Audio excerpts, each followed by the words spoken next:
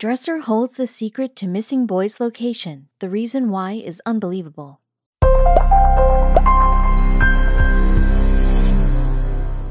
The thought of losing a child is probably one of the scariest thoughts that can cross a parent's mind.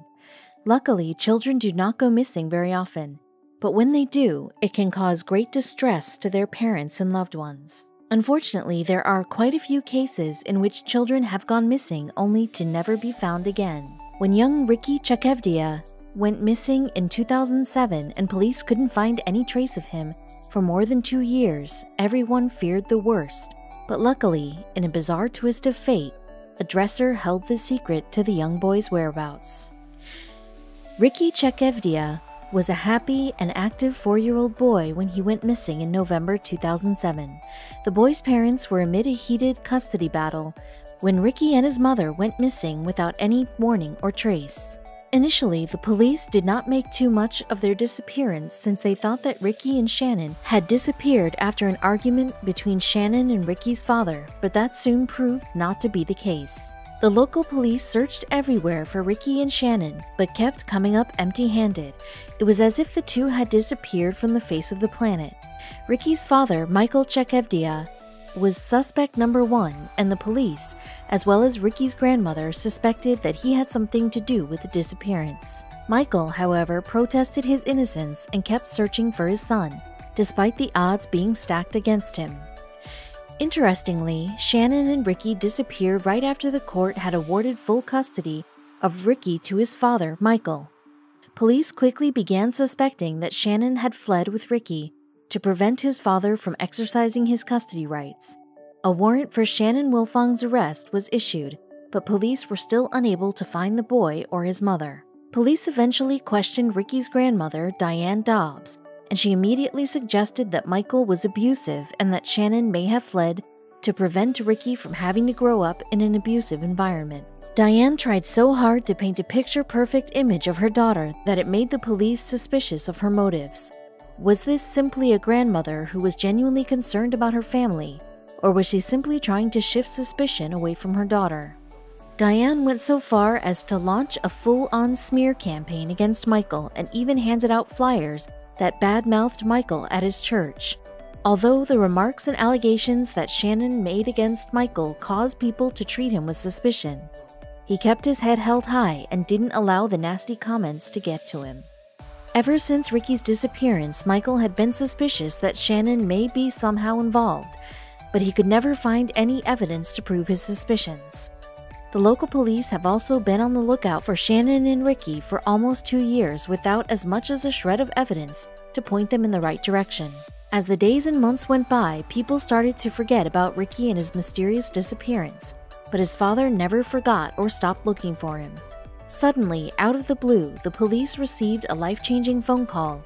Could this be the information that everyone had been waiting for? No one expected to find Ricky where they did, and it was unbelievable that he had been so close to his desperate father all this time. How could no one find Ricky, and how did he manage to disappear right under everyone's noses? The police and Michael were beginning to lose hope that Ricky would ever be found. They were desperately in need of a miracle. Just when everyone thought nothing more could be done, the police received a call with a simple message: check behind the dresser. When Ricky and Shannon had gone missing 2 years earlier, the police searched Ricky's grandmother's house, and they could not find a trace of the little boy. However, this time they were armed with specific information, and they were going to search the house one more time. When the police arrived at Diane Dobbs' house, they were surprised to find a large wooden dresser placed in a very awkward position. Just as the caller had said, no one in the police force was prepared for what they would discover when they moved the dresser aside. Could this be the moment that everyone had been waiting for? No one could believe what was behind the dresser. The massive wooden dresser was hiding an entrance to a secret room, and lo and behold, inside the small room they found Shannon and Ricky. The two were hiding in the corner of the washing machine-sized room that was certainly not in livable conditions. It seemed like Ricky and Shannon had been living in the tiny space for the 2 years that they had been missing, and because they were so well hidden, no one caught a glimpse of Ricky during all that time. In fact, the space in which Ricky was living is so small that it couldn't be called a room, but should rather be referred to as a crawl space between two walls. It is truly amazing that he and his mother managed to stay in such a small space for almost 2 years. How was it possible that the two were never seen or heard? Ricky was forced to stay indoors during the day and wasn't even allowed to look at the outside world through the house's windows. Instead, the blinds were always kept drawn, and Ricky was completely isolated from the outside world. By doing this, Diane and Shannon could manage to keep Ricky hidden from prying eyes that might give away his location. When Ricky saw daylight, fresh air, and green grass after being locked away in the small room for so long, he ran and played like a boy who had never before seen the outdoors. This was a heartbreaking moment for the police officers, and no one could understand how a mother could keep her child locked away for such a long time, no matter what her reasons may have been. Soon after, both Diane and Shannon were charged and arrested. Even as the two were carted off to court, Diane maintained their innocence and said that they were only acting in Ricky's best interests and protecting him from his father. After being released on bail, Diane appeared on a talk show where she insisted that Ricky had only spent a total of 5 minutes in the small room. Unfortunately for Diane, nobody believed in what she had to say anymore, and she was rearrested shortly after appearing on the show. After Ricky was found, he was placed into the custody of social services to keep him safe while they made sure that it was indeed safe for him to return home. Once the investigation were to end, Ricky would be reunited with his father. Michael patiently waited for the day that he would be able to hold his son in his arms again. In the meantime, Shannon was placed in safe custody. Although this type of safe custody might have been a bit less comfortable, Shannon got a taste of her own medicine as she was held in county jail pending the outcome of the investigation and trial. At least she had access to a window, daylight, and fresh air. Shannon wasn't alone in jail. Her mother was also locked up as they waited for a judge to preside over their case and decide whether or not they were guilty of abducting a minor. Ricky's mother and grandmother's hope was to convince a jury that they were only acting in Ricky's best interests. Nonetheless, they kept maintaining that Michael was abusive and that they did nothing wrong. Would anyone believe them? Despite all the roadblocks and challenges Michael faced, he never lost hope or took the law into his own hands. He instead decided to wait patiently until social services and the judicial system allowed him to reunite with his son on a permanent basis. Ricky was carefully evaluated by social services staff to make sure that he wasn't suffering from post-traumatic stress disorder or any other kind of abuse. Although this may seem cruel, it was done to ensure that Ricky was being returned to a loving parent who would protect him and offer a stable home.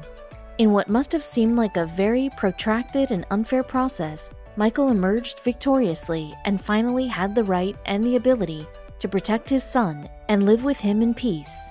The court awarded sole custody of the young boy to his father, who now takes pride in the way in which he fought for his son and never lost hope that he would be found. Now the question was, why would a mother kidnap her own child?